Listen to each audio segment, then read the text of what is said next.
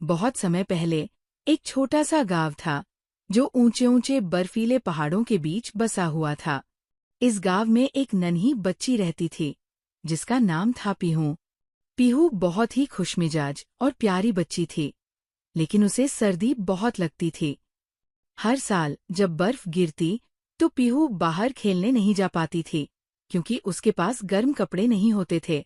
एक दिन जब बहुत तेज बर्फबारी हो रही थी, पीहू अपने घर की खिड़की से बाहर देख रही थी और बर्फ में खेलते बच्चों को देखकर उदास हो रही थी। तभी उसकी दादी ने उसे आवाज दी और कहा, पीहू, आओ, मैं तुम्हें एक खास चीज दूंगी। पीहू भागती हुई दादी के पास पहुंची। दादी ने एक पुराना लेकिन चमकदार ऊन का स्वेटर निकाला।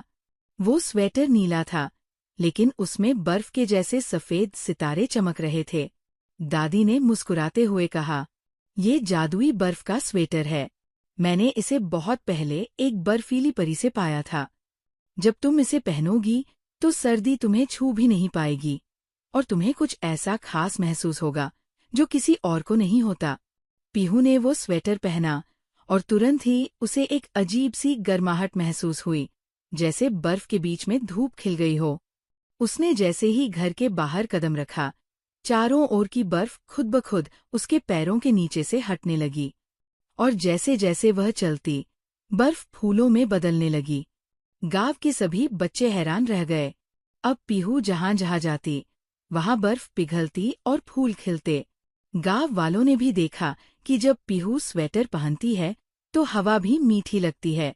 धीरे धीरे पीहू को समझ आया कि ये स्वेटर सिर्फ उसे सर्दी से बचाने के लिए नहीं है, बल्कि ये उसकी मुस्कान, दयालुता और दिल की गर्माहट को और भी फैलाने की ताकत देता है।